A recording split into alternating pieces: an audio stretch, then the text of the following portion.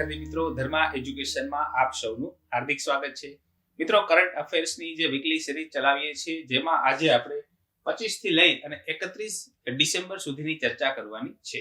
મિત્રો, આવનારી જીપીએસસી એક્ઝામમાં આપણા વીકલી કરંટ અફેર્સનું કમ્પાઇલેશન ધર્મા એજ્યુકેશન ચેનલમાં મૂકેલું છે, તેમાંથી તમે કલેક્ટ કરી શકો છો. આવનારી જે અલગ અલગ ક્લાસ 3 ની એક્ઝામ છે, એમાં પણ આ કરંટ અફેર ખૂબ જ ઉપયોગી બનવાનું છે. આગળ વાત કરીએ મિત્રો, તો પ્રથમ ટોપિક છે આપણા મુખ્યમંત્રી જે ભૂપેન્દ્રભાઈ પટેલ છે, એમણે તાજેતરમાં વિદેશ પ્રવાસ કરેલો હતો. કારણ કે ગુજરાત ગ્લોબલ વાઇબ્રન્ટ સમિટ છે, એમાં વિવિધ વિદેશી એટલે કે ફોરેન ડેલિગેટ્સ આમંત્રિત થાય, અહીં આવે પોતે ઇન્વેસ્ટમેન્ટ કરે એવા હેતુથી આ પ્રવાસનું આયોજન કરવામાં આવેલું હતું. અહીં તમે જોઈ શકો છો, મુખ્યત્વે વિઝિટ આપણે જાપાન દેશમાં અને સિંગાપોરમાં કરેલી હતી. ત્યાં જે મુખ્યમંત્રીએ જે અલગ અલગ પ્લાન્ટની મુલાકાત લીધી છે, એમાં આપણે વાત કરીએ તો જાપાનનો એક પ્લાન્ટ છે યામાનાસી હાઇડ્રોજન કંપનીની મુલાકાત લીધી હતી, જ્યાં મુખ્યત્વે ગ્રીન હાઇડ્રોજન સેક્ટરમાં પુષ્કળ પ્રમાણમાં ઇનોવેશન કરવામાં આવે છે, તો એની પણ અહીંયા મુલાકાત લીધેલી હતી.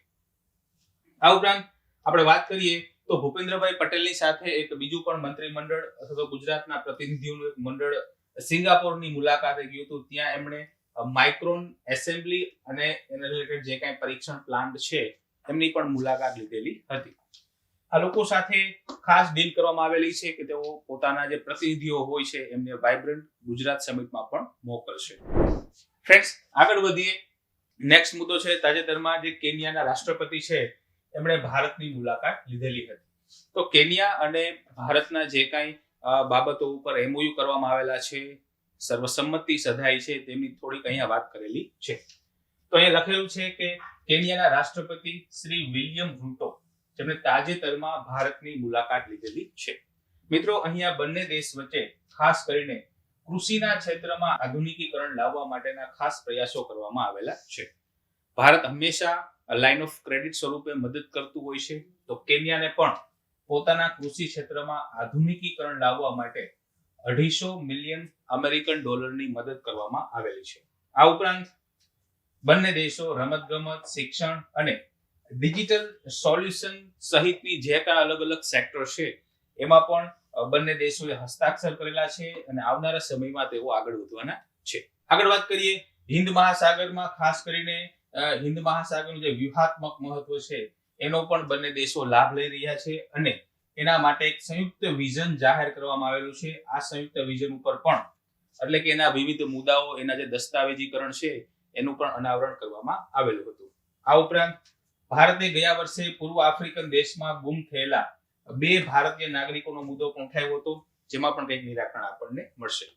જનરલી જ્યારે બાયલેટરલ સમિટ થતી હોય છે, ત્યારે આ વિવિધ મુદ્દાઓ ઉપર ચર્ચા થતી હોય છે, જેમાંનું સંરક્ષણ, વેપાર, ઉર્જા, ડિજિટલ પબ્લિક ઇન્ફ્રાસ્ટ્રક્ચર અને હેલ્થકેર ક્ષેત્રમાં બંને દેશો સાથે મળીને સહકાર કરશે. આ પ્રકારની ચર્ચાઓ બંને દેશના ડેલિગેટ્સ વચ્ચે થયેલી છે. આગળ વાત કરીએ મિત્રો, તો નવો મુદ્દો છે, તમે જોઈ શકો છો, સત્યજીત રે લાઈફ ટાઈમ અચીવમેન્ટ એવોર્ડ થી સન્માનિત કરવામાં આવેલા છે. વિદેશના એક વ્યક્તિ છે, જેનું નામ છે માઇકલ ડગલાસ. મહત્વનો પોઈન્ટ છે, આપણે ખાસ યાદ રાખશું, માઇકલ ડગલાસ એટલે હોલિવૂડના એક ફેમસ અભિનેતા છે, નિર્માતા પણ તમે કહી શકો, જેનું નામ છે માઇકલ ડગલાસ, જેમને સત્યજીત રે લાઈફ ટાઈમ અચીવમેન્ટ એવોર્ડ થી સન્માનિત કરવામાં આવેલા છે. મિત્રો, આ સન્માનિત ક્યાં કરવામાં આવેલા હતા? તો કે ગોવામાં આયોજિત જે international film festival of India, આ પ્રકારનું જે દર વર્ષે ફિલ્મ ફેસ્ટિવલનું આયોજન થાય છે, તેમાં એમને સન્માનિત કરવામાં આવેલા હતા. આગળ વાત કરીએ તો international film festival of India 1952માં સ્થપાયેલ નોંધપાત્ર સિનેમેટિક ઇવેન્ટ છે, જે દર વર્ષે આપણા દેશમાં ગોવામાં આયોજિત કરવામાં આવે છે. અને આ જે ઇવેન્ટ હોય છે, એ એશિયાના અગ્રણી ફિલ્મ ફેસ્ટિવલ પૈકીની એક માનવામાં આવે છે. મુદ્દો મહત્વનો છે, પ્રિલિમમાં ફેક્ટ સ્વરૂપે પૂછી શકે કે તાજેતરમાં સત્યજીત રે લાઈફ ટાઈમ અચીવમેન્ટ એવોર્ડ કયા અભિનેતાને મળેલો છે? નામ છે માઇકલ ડગલાસ. નેક્સ્ટ મુદ્દો છે, વિશ્વની 8મી અજાયબી અંગકોર વાટનું મંદિર. આપણે બધાને ખ્યાલ છે, કંબોડિયામાં એક આ મંદિર ખૂબ ફેમસ છે, ખૂબ પ્રાચીન મંદિર છે. એને હવે 8મી અજાયબીનું બિરુદ આપવામાં આવેલું છે. 7 અજાયબી આપણે સાંભળેલી હતી, હવે 8મી અજાયબી આવશે. તો કંબોડિયાના મધ્યમાં સ્થિત અંગકોર વાટનું વિશ્વનું 8મી અજાયબીનું પ્રતિષ્ઠિત બિરુદ સ્થાપવામાં આવેલું છે. ચલો ક્લિયર થઈ ગયું. અહીં મળવાનું હતું ઇટાલીના પોમ્પેઈને, પણ એમને નથી મળ્યું. 8મું બિરુદ જે છે એ આપણા અંકોર વાટ મંદિરને મળેલું છે. આ એક એવું મંદિર છે અથવા એવું સ્થળ છે કે જ્યાં વૈશ્વિક સ્તરે સૌથી વધુ લોકો મુલાકાતી સ્વરૂપે મુલાકાત લેવા આવે છે, વિઝિટ કરવા આવે છે. ટુરિઝમનું હબ માની શકો છો. તમે જોઈ શકો છો આ જે મંદિર છે આખું જંગલની વચ્ચે આવેલું છે અને એક અજાયબી માનવામાં આવે છે. કયા રાજાએ સ્થાપેલું છે એમની પણ આપણને ઇન્ફોર્મેશનની માહિતી હાલની તારીખે છે, પરંતુ એટલું વિશાળ છે, એટલું અલંકૃત છે કે જે પોતાની રીતે જ એક આખું અદ્વિતીય પ્રકારનું મંદિર કહી શકાય. મિત્રો, એમાં તમે ઇન્ફોર્મેશન લઈએ તો અંગકોર વાટ એક આખું વિશાળ મંદિર સંકુલ છે. મંદિર સંકુલ એટલા માટે કારણ કે અલગ અલગ મંદિરો તમે અહીં જોઈ શકો છો, એક વિશાળ કેમ્પસમાં આવેલા છે, એટલા માટે આ મંદિરોનું સંકુલ તમે કહી શકો. વૈશ્વિક સ્તરે સૌથી મોટું એક ધાર્મિક સ્મારક પણ માનવામાં આવે છે. મિત્રો, 400 એકરમાં આ વિસ્તારમાં આ મંદિર ફેલાયેલું છે. 12મી સદીમાં જે કંબોડિયાના ખમેર સામ્રાજ્યના જે સમ્રાટ હતા, જેનું નામ છે સૂર્યવર્મન બીજા, મોસ્ટ ટાઈમ બી છે, આપણે ઇતિહાસમાં પણ લિંક થાય છે. સૂર્યવર્મન બીજા ખમેર સામ્રાજ્ય, એમના રાજા હતા. એમણે વિષ્ણુને સમર્પિત આ એક હિન્દુ મંદિર બનાવેલું હતું, પરંતુ બૌદ્ધ ધર્મના ઇન્ફ્લુઅન્સને કારણે આજની તારીખે આને હિન્દુ બૌદ્ધ મંદિર તરીકે પણ ઓળખવામાં આવે છે. તો મહત્વનો મુદ્દો છે. આની આપણે આગળ વાત કરીએ તો બીજા પણ ફેક્ટ છે. આ સ્થળમાં 8 શસ્ત્રધારી ભગવાન વિષ્ણુની પ્રતિમા ફેમસ છે. ખાસ યાદ રાખજો. તમે પૂછી શકે કે 8 શસ્ત્રધારી વિષ્ણુની જે મૂર્તિ છે, પ્રતિમા છે, એ વિશ્વના કયા મંદિરમાં આવેલી છે? તો અંગકોર વાટના મંદિરમાં આવેલી છે. સ્થાનિક લોકો તેને રક્ષણાત્મક દેવતા તરીકે પણ પૂજે છે, ઓળખે છે. મિત્રો, આ મંદિરને યશોધરાપુર તરીકે પણ ઓળખવામાં આવે છે. યશોધરાપુર આધુનિક નામ અંગકોર વાટનો અર્થ થાય છે મંદિરોનું શહેર.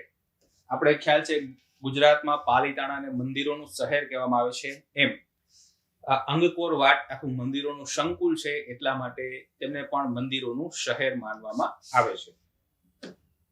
પ્રિલિમના દ્રષ્ટિકોણથી મોસ્ટ આઈમ્પી મુદ્દો છે, ઇતિહાસ સાથે લિંક થાય છે. આગળ વાત કરીએ મિત્રો તો નવો ટોપિક છે અગ્નિવન.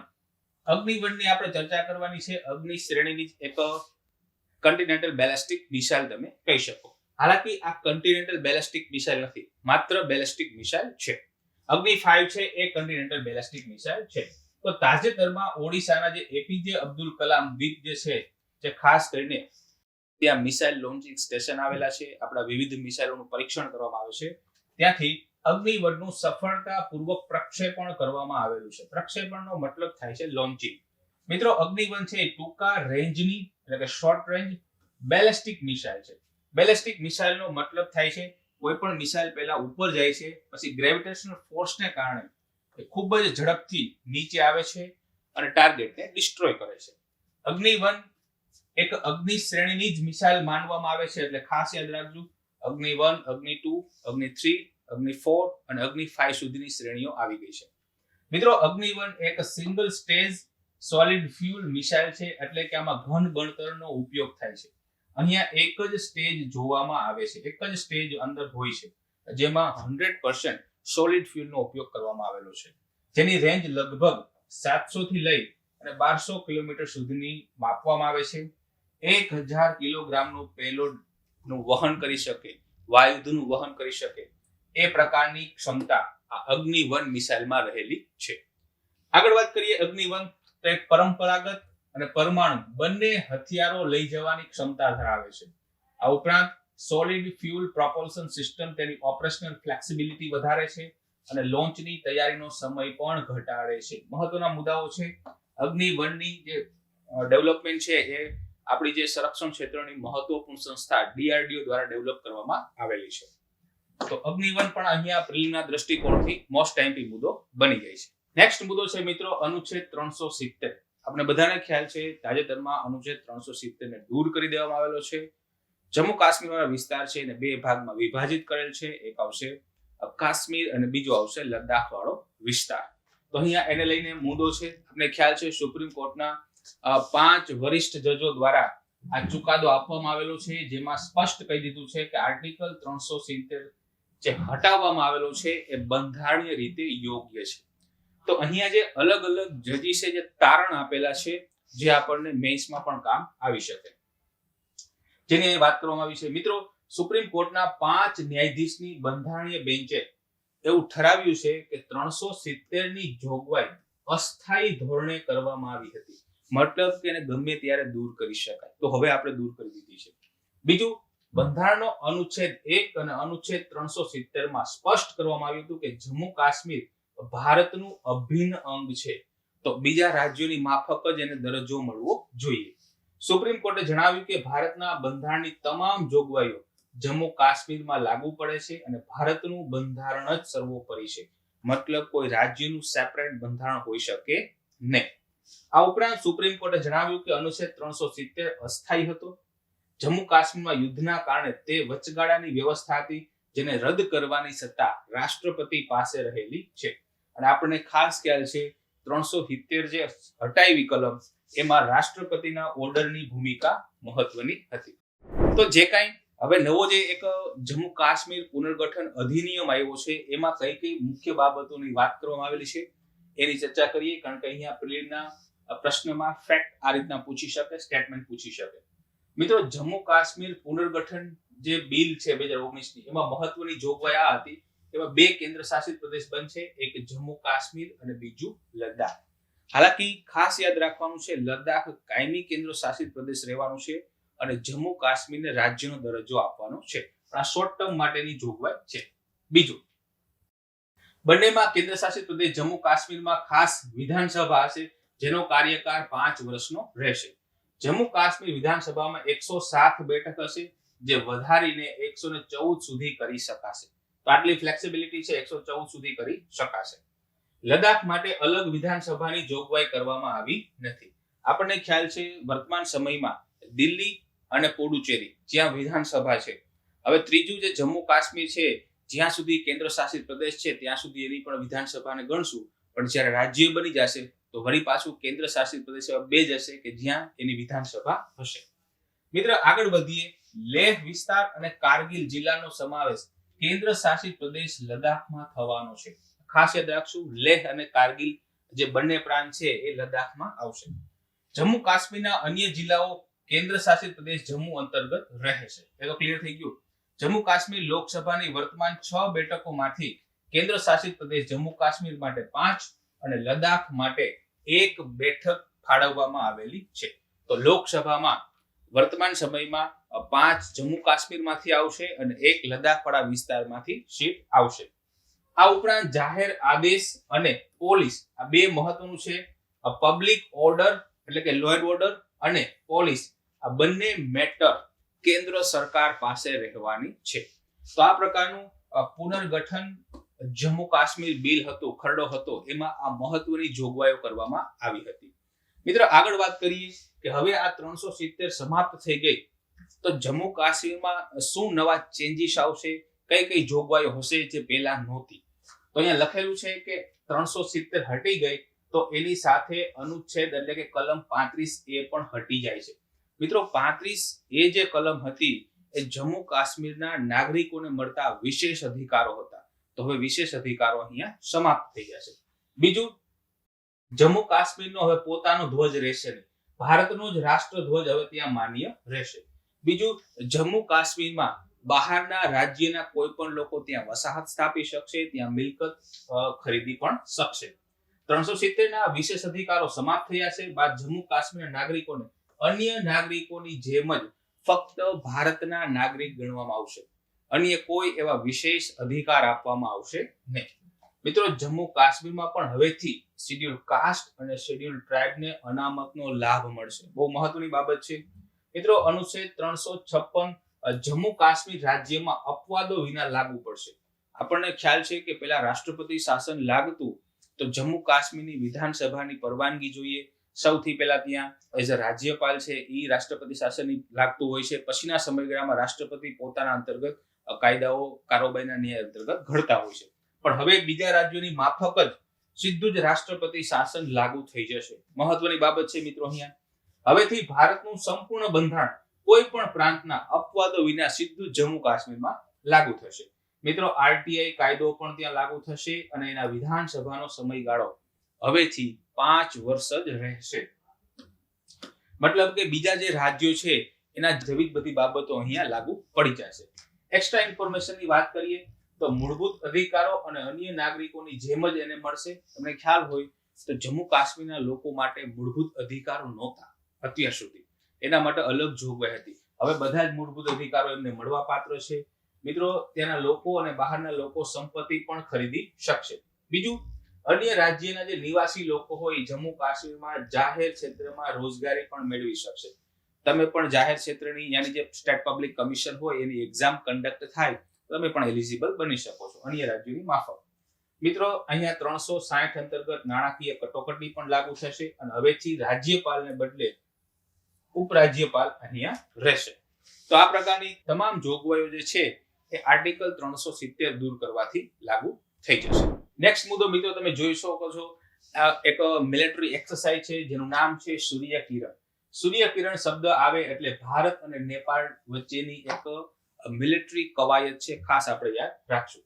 તો ભારત અને નેપાળની સેના વચ્ચે સંયુક્ત સૈન્ય અભ્યાસ સૂર્ય કિરણની 17મી આવૃત્તિનું ઉત્તરાખંડના પિથોરાગઢમાં આયોજન કરવામાં આવ્યું હતું. મિત્રો, ઉત્તરાખંડનું પિથોરાગઢ પણ આપણે યાદ રાખવાનું છે. સૂર્ય કિરણ જે ભારત અને નેપાળ વચ્ચેની એક મિલિટરી કવાયત છે એ મુદ્દો પણ આપણે ખાસ યાદ રાખશું. સૂર્ય કિરણ એ વાર્ષિક કવાયત છે, મતલબ કે દર વર્ષે તેનું આયોજન થાય છે અને બંને દેશો વચ્ચે વૈકલ્પિક રીતે હાથ ધરવામાં આવે છે. મતલબ કે અહીંયા જે સૈન્યને લઈને જે કાંઈ પડકારો હોય એની પણ એક્સરસાઇઝ થાય છે અને બંને સેનાઓને એકબીજાની ટેક્ટિક્સ ના એક્સચેન્જ થાય છે. તો અહીંયા ખાસ મહત્વનું છે સૂર્ય કિરણ, ભારત અને નેપાળ. મિત્રો, વિડીયો તમને ઇન્ફોર્મેટિવ લાગતો હોય તો લાઈક કરી દેજો, શેર કરી દેજો, ચેનલને સબસ્ક્રાઇબ કરી દેજો. ફ્રેન્ડ્સ, આગળ વધીએ તો નવો મુદ્દો છે world athletes of the year 2023. આ world athlete of the years 2023 માં જીએમસી લાયન્સ અને કેન્યાના સુશ્રી ફેથ કિપ્ટિયોંગોનને આ વર્ષનો ટ્રેક કેટેગરીનો શ્રેષ્ઠ વર્લ્ડ એથ્લેટિક્સ એવોર્ડ મળેલો છે. તો ખાસ યાદ રાખશું કોણ છે, લાયન્સ અને કેન્યાના સુશ્રી ફેથ કિપ્ટિયોંગોન. એમને આ વર્ષના ટ્રેક કેટેગરીના શ્રેષ્ઠ એથ્લેટ્સ જાહેર કરવામાં આવેલા છે. મતલબ કે એને શ્રેષ્ઠ એથ્લેટ ઓફ ધ યર નો એવોર્ડ આપવામાં આવેલો છે. મિત્રો, વર્લ્ડ એથ્લેટિક્સની સર્વોચ્ચ સંસ્થા છે IAAF. આ વર્ષથી પ્રથમવાર જુદી જુદી 3 કેટેગરીમાં કુલ મળીને 6 ખેલાડીઓને વર્ષના શ્રેષ્ઠ ખેલાડી તરીકે સન્માનિત કર્યા હતા. મતલબ કે એક વર્ષમાં 6 જેટલા ખેલાડીઓને શ્રેષ્ઠ એથ્લેટ્સનો એવોર્ડ આપવામાં આવે છે. એમાં તાજેતરનો જે એવોર્ડ છે એ કેન્યાના ખાસ સુશ્રી ફેથ કિપ્ટિયોંગોનને જાય છે, જેમનું ચિત્ર તમે અહીંયા જોઈ શકો છો. આ છે ફેથ કિપ્ટિયોંગોન. તો જેઓ શ્રેષ્ઠ એથ્લેટિક્સમાં પ્રદર્શન કરી શકે એમને આ પ્રકારના એવોર્ડ અપાતા હોય છે. નેક્સ્ટ મુદ્દો છે મિત્રો COP28 દુબઈ. આપણે ખ્યાલ છે United nation framework convention on climate change UNFCCC દ્વારા દર વર્ષે કોપનું આયોજન થાય છે, જેમાંની નેક્સ્ટ એટલે કે 28 કોપ હતી એ યુનાઇટેડ અરબ એમિરેતના દુબઈમાં આયોજન થયેલું હતું. મિત્રો, આ કોન્ફરન્સનું એટલું આ વખતનું કોઈ મહત્વ લાગતું નથી, કારણ કે એવી કોઈ ખાસ વિશેષ ચર્ચા નથી કે જેનું તમને પ્રિલિમ્સમાં વધારે પડતું પૂછી શકે. આમ છતાં પણ દુબઈ ડિક્લેરેશન આવેલું છે, જેમાં મહત્વના બિંદુઓ આ છે. એક તો લોસ એન્ડ ડેમેજ ફંડ બનાવવાના છે, જેથી કરીને ક્લાઇમેટ ચેન્જ સામે અન્ય જે ડેવલપિંગ કન્ટ્રી છે તે લડી શકે. આ ઉપરાંત એક ગ્લોબલ સ્ટોક ટેક્સ પણ બનાવેલું છે, જેનો મુખ્ય છે કે 21મી સદીમાં 1.5 અંશ સેલ્સિયસ જે તાપમાન છે એને આપણે મેન્ટેન રાખવાનું છે, વધી ન જાય.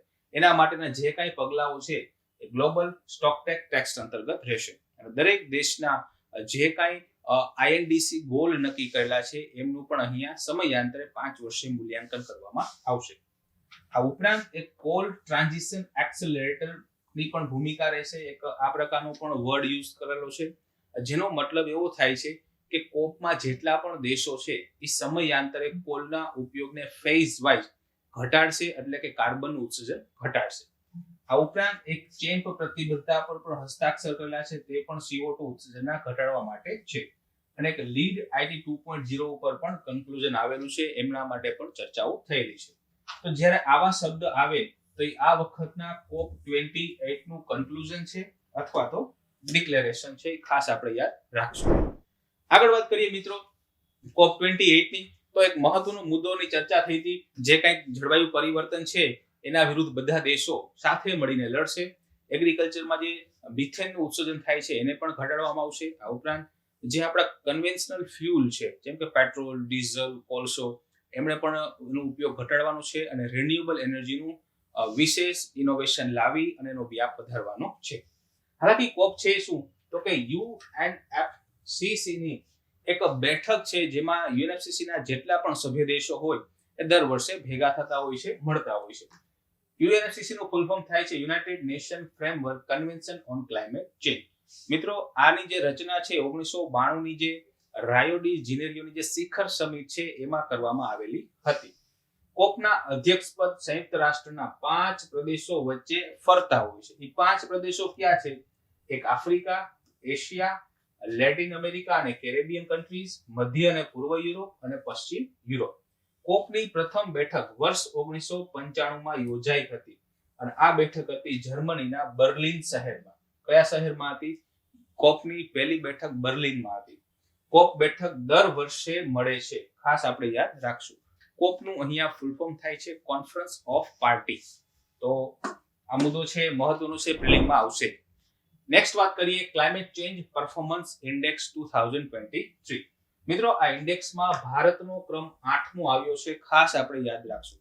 Climate change performance index. આ ઇન્ડેક્સમાં અત્યંત ઉચ્ચ પ્રદર્શન શ્રેણીમાં એક પણ દેશને સમાવેશ કરવામાં આવેલો નથી, કારણ કે એવો એક પણ દેશ નથી કે જે ક્લાઇમેટ ચેન્જને રોકવા માટે શ્રેષ્ઠ કક્ષાના પ્રયાસો કરતો હોય. એટલે શરૂઆતના રેન્ક આપેલા જ નથી, બરોબર. આ ઇન્ડેક્સમાં ચોથા ક્રમથી શરૂઆત થાય છે, જેમાં ડેનમાર્ક છે. એનો મતલબ એવો થયો કે ડેનમાર્ક સૌથી શ્રેષ્ઠ પ્રયાસો કરે છે. અહીંયા થોડીક વિગતવાર ઇન્ફોર્મેશન આપેલી છે, જેમ કે ઇન્ડિયાનો રેન્ક આ વખતનો 8% છે. બીજું, આ જે રિપોર્ટ છે ક્લાઇમેટ ચેન્જ પરફોર્મન્સ ઇન્ડેક્સ એ કોના દ્વારા રજૂ કરવામાં આવે છે? એક સંસ્થા છે જર્મન વોચ, એક છે new climate institute and climate action network. 2005 થી આ 3 સંસ્થાઓ દ્વારા ક્લાઇમેટ ચેન્જ પરફોર્મન્સ ઇન્ડેક્સ રજૂ કરવામાં આવે છે. તમે જોઈ શકો છો પહેલી 3 કેટેગરીમાં, એટલે કે પહેલા 3 રેન્ક કોઈને પણ મળેલા નથી, કારણ કે શ્રેષ્ઠ પ્રયાસો કોઈના છે જ નહીં. અને ચોથા રેન્કથી શરૂઆત થાય છે ડેનમાર્ક, પછી આવે છે સ્વીડન, પછી ચિલી, મોરોક્કો અને ઇન્ડિયાનો સમાવેશ થાય છે. તો ઇન્ડિયા 8મા ક્રમે છે એવું તમે કહી શકો. હાલાકી ચાઇના છે 51મા ક્રમે છે, મતલબ કે એનું પરફોર્મન્સ ખૂબ જ ખરાબ છે. અમેરિકા 52 ક્રમે છે, ઈરાન 63મા ક્રમે છે. ઇન્ડિયા G20 નો એકમાત્ર દેશ છે કે જે ટોપ 10 માં આવતું. એનો મતલબ એવો થયો કે G20 માં ભારતનું પ્રદર્શન સર્વશ્રેષ્ઠ છે ક્લાઇમેટ ચેન્જને રોકવામાં. તો ખાસ મહત્વના મુદ્દાઓ છે, આપણે યાદ રાખશું. મિત્રો નેક્સ્ટ મુદ્દાની વાત કરીએ તો ક્લાઇમેટ ચેન્જ પરફોર્મન્સ ઇન્ડેક્સ છે, જે મેં વાત કરી એ જ બધી લખેલી છે. એક વાર્ષિક અહેવાલ છે. કઈ સંસ્થાઓ 2005 થી લોન્ચ કરે છે? તો કે German watch, new climate institute and climate action network. આનો મુખ્ય ઉદ્દેશ્ય શું છે? તો કે આંતરરાષ્ટ્રીય આબોહવા રાજકારણમાં પારદર્શિતા વધારવાનું છે, કે કયો દેશ ક્લાઇમેટ ચેન્જ માટે કેટલું વર્ક કરે છે. તો બધી ખબર પડી જાય બધા દેશની, તો પારદર્શિતા આવી શકે. અલગ અલગ દેશો દ્વારા કરવામાં આવેલા આબોહવા સંરક્ષણ પ્રયાસો અને પ્રગતિની અહીંયા એક તુલના કરવામાં આવે છે, એના આધારે રેન્ક આપવામાં આવે છે. તો મહત્વનો ઇન્ડેક્સ છે, પ્રિલિમમાં પૂછી શકાય એવો છે. ભારતનો 8મો ક્રમ છે, આપણે યાદ રાખશું. નેક્સ્ટ મુદ્દો છે મિત્રો બન્ની ઘાસ. કચ્છનો એક વિસ્તાર છે, ભૌગોલિક પ્રદેશ છે બન્ની વિસ્તાર. તે ખૂબ જ વિશાળ અને ઊંચું કક્ષાનું ઘાસ ઉગે છે. ત્યાં આપણે ચિત્તાનું સંવર્ધન કેન્દ્ર સ્થાપવાના છીએ. ચાલો, ક્લિયર થઈ ગયું. શા માટે બન્ની ઘાસ? તો કે આજથી 50-60 વર્ષ પહેલા ઓલરેડી બન્ની ઘાસ વિસ્તારમાં ચિત્તાઓની સંખ્યા હતી, પરંતુ કોઈ કારણોસર, શિકારને કારણે અથવા તો કોઈ અન્ય કારણોસર એ ચિત્તાની સંખ્યા ઘટી ગઈ અને તે લુપ્ત થઈ ગઈ. તો ફરી વખત ત્યાં ચિત્તાને આપણે એસ્ટાબ્લિશ કરવાની વાત છે. તો બન્ની ઘાસમાં ચિત્તાઓનું સંવર્ધન કેન્દ્ર બનવાનું છે. બન્ની ઘાસ વાળો વિસ્તાર છે એ કચ્છ જિલ્લામાં આવશે, એ આપણે ખાસ યાદ રાખવાનું છે. મિત્રો અહીંયા આ પરવાનગી કોને આપેલી છે? તો નેશનલ કેમ્પા હેઠળના જે નેશનલ કમ્પેન્સેટરી એફોરેસ્ટેશન ફંડ મેનેજમેન્ટ ઓથોરિટી છે, જેને આપણે કેમ્પા ઓથોરિટી કહીએ છીએ, કેન્દ્ર સરકારની ઓથોરિટી છે, એના દ્વારા આ સંવર્ધન કેન્દ્ર સ્થાપવાની દરખાસ્ત મોકલવામાં આવી હતી. એમણે પરવાનગી આપી પણ દીધી છે. તો કેમ્પા ઓથોરિટી મોસ્ટ એમપી છે. કચ્છ જિલ્લો, બન્ની ઘાસ પ્રદેશ, જે એક ભૌગોલિક પ્રદેશ છે, ત્યાં ચિત્તાના જીનપુર સ્થાપવામાં આવશે, ત્યાં ચિત્તાની સંખ્યા વધારવામાં આવશે. અમુક એક બાબત નોંધ કરેલી છે કે બંને વિસ્તારમાં અમુક મકાનો ફેમસ છે જે ગોળાકાર હોય છે અને ઘાસના બનેલા હોય છે, તેને ભૂંગા કહે છે. અને ભૂંગાનો જે સમૂહ આખે આખા હોય એટલે કે મકાનોનો સમૂહ હોય એને વાઢ કહેવામાં આવે છે. એની આપણે ખાસ અહીંયા ભૌગોલિક દ્રષ્ટિકોણથી, જીઓગ્રાફી દ્રષ્ટિકોણથી બે ફેક્ટ આપણે કવર કરેલા છે. આગળ વાત કરીએ મિત્રો, આપણને ખ્યાલ છે 5 રાજ્યોની વિધાનસભાની તાજેતરમાં ચૂંટણી પૂરી થઈ ગઈ છે, જેમાં અલગ અલગ મુખ્યમંત્રીઓ નવા નિમણૂક થયા છે. જેમ કે મધ્યપ્રદેશમાં મોહનલાલ યાદવ, રાજસ્થાનમાં ભજનલાલ શર્મા, છત્તીસગઢમાં વિષ્ણુદેવ સાય, તેલંગાણામાં રેવંત રેડ્ડી અને મિઝોરમમાં લાલ દુહોમા. તો આ 5 રાજ્યોની વિધાનસભામાં નવા 5 મુખ્યમંત્રી એવા છે. પક્ષની વાત કરીએ તો મધ્યપ્રદેશમાં બીજેપીની સરકાર બનેલી છે, રાજસ્થાનમાં બીજેપીની, છત્તીસગઢમાં બીજેપીની, તેલંગાણામાં કોંગ્રેસની અને મિઝોરમમાં જેપીએમ પક્ષની સરકાર બનેલી છે. મિત્રો, મધ્યપ્રદેશની વાત કરીએ ટોટલ એને વિધાનસભામાં 230 સીટ છે. યાદ રાખજો, ગુજરાતમાં 181 સીટ છે, રાજસ્થાનમાં 200 સીટ છે, છત્તીસગઢમાં 90 સીટ છે, તેલંગાણામાં 119 સીટ છે અને મિઝોરમમાં ટોટલ 40 સીટ છે. તો આ પ્રકારની વિધાનસભાનું માળખું આપણે જોવા મળે છે. બંધારણ સાથે ટોપિક લિંક થાય છે. તો અહીંયા બંધારણની વાત નીકળી છે તો વિધાનસભાની ઉલ્લેખ જે છે આર્ટિકલ 170 માં કરવામાં આવેલો છે. 170 માં સ્પષ્ટપણે કહેવામાં આવેલું છે કે કોઈ પણ રાજ્યની વિધાનસભાની સભ્ય સંખ્યા મહત્તમ 500 હોવી જોઈએ અને ઓછામાં ઓછી કેટલી હોવી જોઈએ? 60. એનો મતલબ કે કોઈ પણ રાજ્યની વિધાનસભા હશે તો મિનિમમ સંખ્યા 60 હોવી જોઈએ, મેક્સિમમ કેટલી હોવી જોઈએ? 500 હોવી જોઈએ. એવો ઉલ્લેખ આપણને કયા અનુચ્છેદમાં મળે છે? આર્ટિકલ 170 માં મળે છે. પરંતુ અમુક જે ખૂબ જ નાના રાજ્યો છે ત્યાં આપણે ફ્લેક્સિબલ રહ્યા છે, એમાં છૂટછાટ આપેલી છે. જેમ કે અમુક એવા રાજ્યો છે કે જેની વિધાનસભાની સંખ્યા 60 કરતા ઓછી છે, જેમ કે સિક્કિમ, તેમાં 32 બેઠકો જ છે. સિક્કિમ એટલે નાનું રાજ્ય છે. મિઝોરમમાં 40 બેઠક છે અને ગોવામાં પણ કેટલી બેઠક છે? 40 બેઠક છે. તો આ રાજ્યો એક્સેપ્શનમાં આવે છે. હવેથી દિલ્હીમાં વિધાનસભા છે, પોડુચેરીમાં વિધાનસભા છે, જમ્મુ કાશ્મીર રાજ્ય બની જશે તો એમાં પણ વિધાનસભા છે. તો 3 મહત્વના હાલની તારીખે કેન્દ્ર શાસિત પ્રદેશ છે કે જેમાં વિધાનસભા છે. જમ્મુ કાશ્મીર રાજ્ય બની જશે તો વળી પાછા દિલ્હી અને પોડુચેરી બે જ વિધાનસભા ધરાવતા યુનિયન ટેરિટરી રહેશે. આગળ વાત કરીએ મિત્રો, વિધાનસભાના સભ્ય બનવા માટેની લાયકાત શું હોય? તો કે ભારતનો નાગરિક હોવો જોઈએ. બીજું, જે રાજ્યના વિધાનસભાનો સભ્ય બનવા માંગે છે તે રાજ્યનો વતની હોવો જોઈએ, ખાસ કરીને. એટલે કે તેના મતક્ષેત્રના અથવા મતદાર યાદીમાં એનું નામ હોવું જોઈએ. એમની ઉંમર મિનિમમ 25 વર્ષ હોવી જોઈએ. કેન્દ્ર અને રાજ્ય સરકાર અંતર્ગતની કોઈ પણ સેવાઓમાં લાભનું પદ ધરાવતો હોવો જોઈએ નહીં. લાભનું પદ મતલબ એવી કોઈ પણ પોસ્ટ કે જ્યાં સરકાર દ્વારા ફંડિંગ કરવામાં આવતું હોય એવા પદ ધરાવતા હોવા જોઈએ નહીં. આગળ વાત કરીએ મિત્રો, નવો ટોપિક છે મેઘાલયની એક હળદર છે જેને કહેવાય છે લાકાડોંગ. આ લાકાડોંગ હળદરને જીઆઈ ટેગ આપવામાં આવેલું છે. તો મેઘાલયની લાકાડોંગ હળદરને જીઆઈ ટેગ આપવામાં આવ્યું છે. એમાં એવી શું ખાસિયત છે કે એમને જીઆઈ ટેગ મળેલું છે? તો કે લાકાડોંગ હળદરમાં 7 થી 12% સુધીનું કર્ક્યુમિનનું પ્રમાણ જોવા મળે છે, જે સામાન્ય હળદર કરતા 2 થી 3% જેટલું વધારે છે. હાલાકી આ જે શબ્દ છે કર્ક્યુમિન, એ કર્ક્યુમિનનું હેલ્થ રિલેટેડ મહત્વ છે. અહીં તમે જોઈ શકો છો એલિવેટેડ કર્ક્યુમિનનું સ્તર આરોગ્ય સહાયક ગુણધર્મોને કારણે એમને જીઆઈ ટેગ મળેલું છે. આના કારણે શું બેનિફિટ થઈ શકે? તો કે આ બળતરા વિરોધી છે, તત્વો ધરાવે છે અને એન્ટીઓક્સિડન્ટ છે. તો એન્ટીઓક્સિડન્ટ છે એ આપણા બોડી માટે કેવા હોય? હેલ્પફુલ હોય, સારા હોય, બોડીને તંદુરસ્ત રાખે. તો આ પ્રકારનું એક લાકાડોંગ નામની હળદર છે મેઘાલયની, જેમને જીઆઈ ટેગ મળેલું છે. મિત્રો, જીઆઈ ટેગનું મેળવવા માટેની જે ઇન્સ્ટિટ્યૂટ છે એ ચેન્નઈમાં આવેલી છે. આના માટેનો જે કાયદો છે એ છે જિયોગ્રાફિકલ ઇન્ડિકેશન પ્રોટેક્શન એક્ટ 1999. ખાસ આપણે યાદ રાખશું. નેક્સ્ટ મુદ્દો છે આઈએનએસ તારમુગલી. મિત્રો, તારમુગલીની વાત કરીએ તો ભારતીય નૌકાદળે તાજેતરમાં એક ફાસ્ટ એટેક ક્રાફ્ટ એ દરિયાઈ મુત્સદ્દેગીરી અને શક્તિ પ્રદર્શન માટે એક કાર્ય કરેલું હતું જેનું નામ હતું આઈએનએસ તારામુગલી. ચાલો, ક્લિયર થાય છે?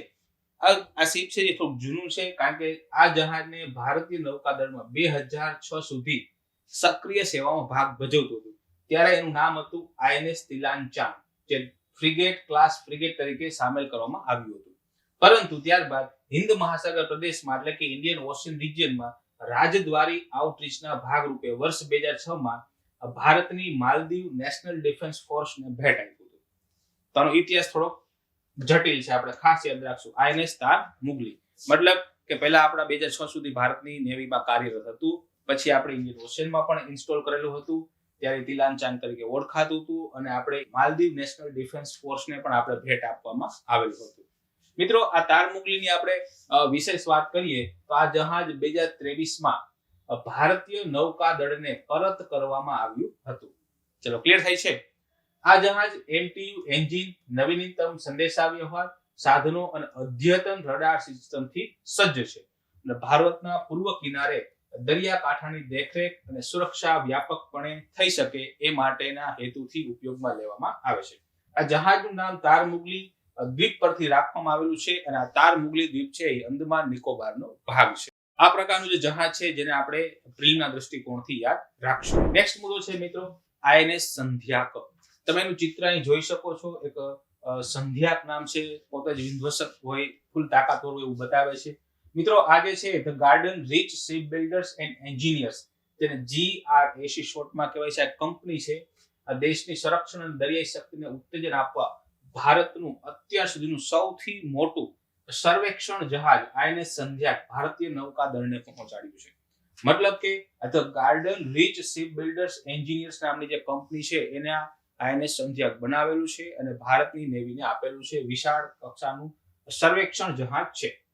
મિત્રો, આને GRAC દ્વારા વિકસિત 4 સર્વે વેસલ, આ 4 સર્વે વેસલ છે એ મોટી કેટેગરીના છે, બરોબર? તો આ શ્રેણીમાં એને રાખેલું છે. લગભગ 3400 ટનનું વજન ધરાવે છે અને 110 મીટરની એકંદરે લંબાઈ છે. ઘણું વિશાળ કહી શકાય. આ જે સર્વે વેસલ છે એ અદ્યતન સુવિધાઓથી સજ્જ છે, જે વ્યાપક દરિયાકાંઠાના અને હાઇડ્રોગ્રાફિક સર્વેક્ષણ માટે સક્ષમ છે. તો જે કાંઈ કહી શકાય એવું હિન્દ મહાસાગરમાં નિગરાની કરવા માટેનું એક આ પ્રોફેશનલ આઈએનએસ સંધ્યાક નામનું એક શિપ છે જે આપણે લોન્ચ કરેલું છે. આગળ વાત કરીએ મિત્રો તો વિનબેક્સ 23 ભારત અને વિયેતનામની એક સંયુક્ત લશ્કરી કવાયતની અહીંયા ચર્ચા કરવામાં આવેલી છે.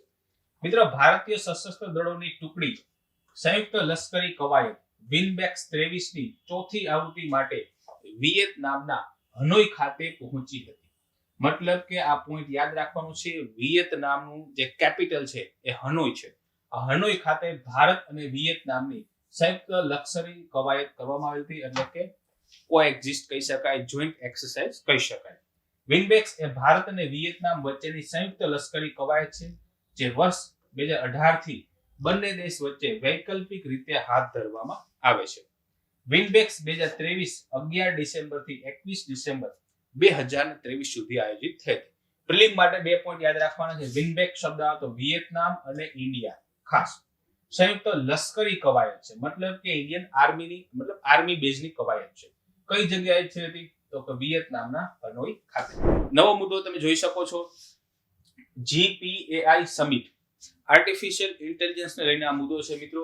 GPAI સમિટ 2023 અને UI global partnership on artificial intelligence GPAI summit તાજેતરના 12 થી 14 ડિસેમ્બર દરમિયાન ભારતમાં નવી દિલ્હી ખાતે આયોજિત થઈ હતી. ખાસ યાદ રાખજો, GPAI સમિટ છે એ નવી દિલ્હીમાં આયોજિત કરવામાં આવેલી હતી. એનું ફૂલ ફોર્મ શું થાય છે? Global partnership on artificial intelligence summit.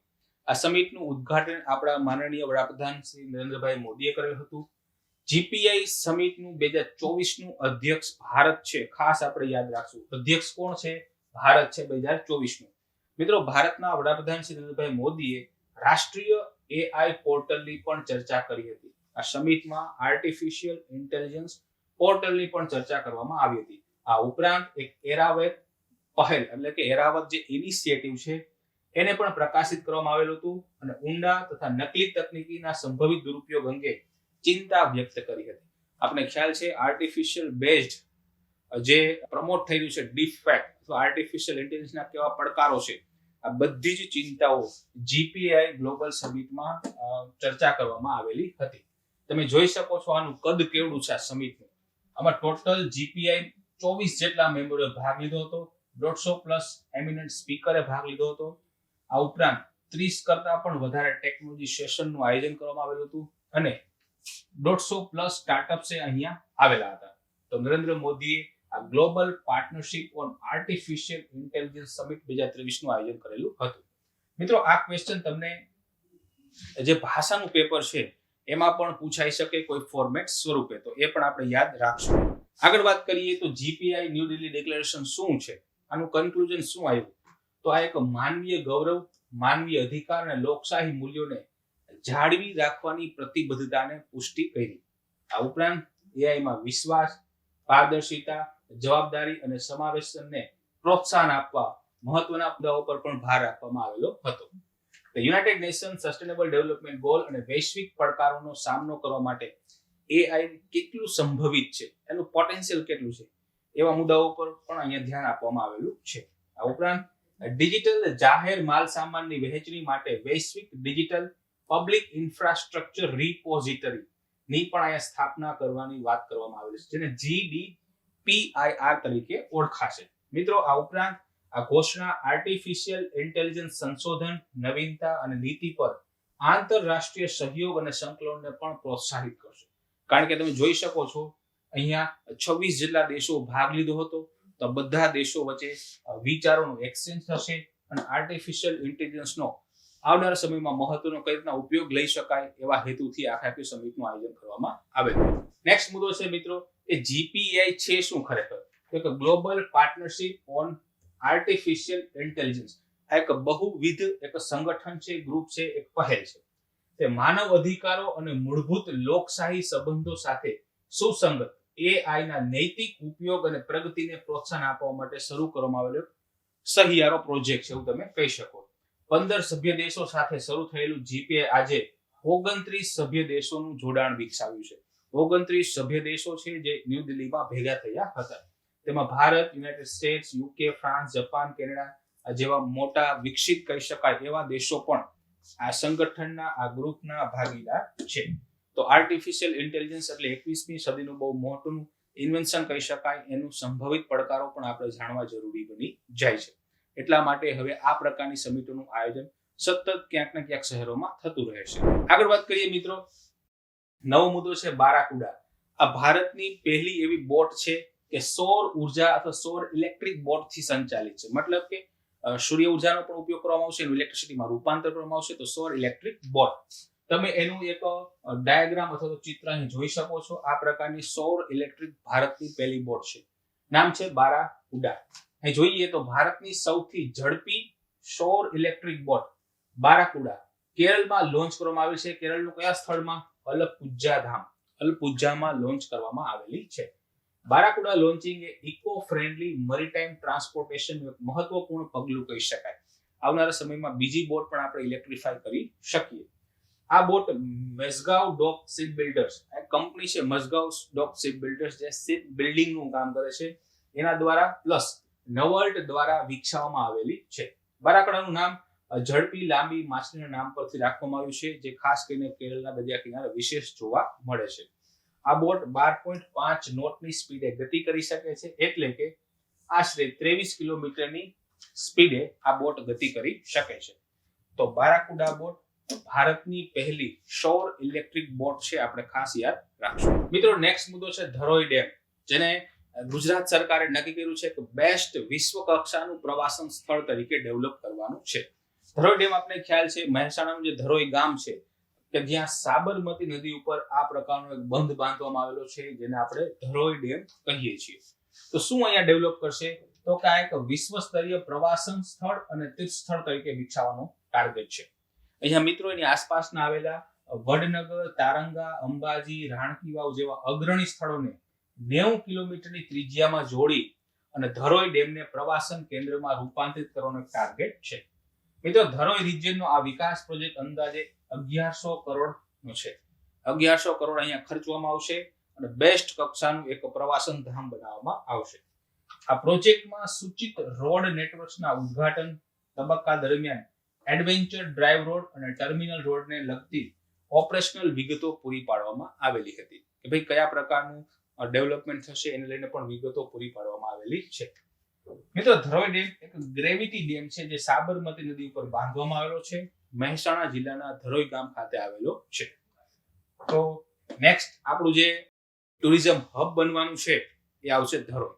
પહેલા સ્ટેચ્યુ ઓફ યુનિટી બનાવ્યું, ત્યારબાદ આપણે દેવભૂમિ દ્વારકા ઉપર ફોકસ કરીએ છીએ, કચ્છના રણવાળો વિસ્તાર ડેવલપ કર્યો અને હવે ઉત્તર ગુજરાતમાં જે ધરોઈ ડેમ છે એની આસપાસના વિસ્તારને એક પ્રવાસન હબ તરીકે વિકસાવવાનો છે. મિત્ર, નેક્સ્ટ મુદ્દો છે આઈએમઓ ગ્રીન વોયેજ 2015 પ્રોજેક્ટ.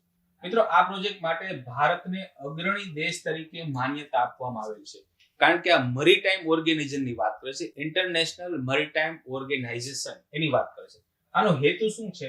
તો કે જહાજોમાંથી ગ્રીનહાઉસ ગેસ ઉત્સર્જન ઘટાડવાની દિશામાં એક મહત્વપૂર્ણ પગલું છે.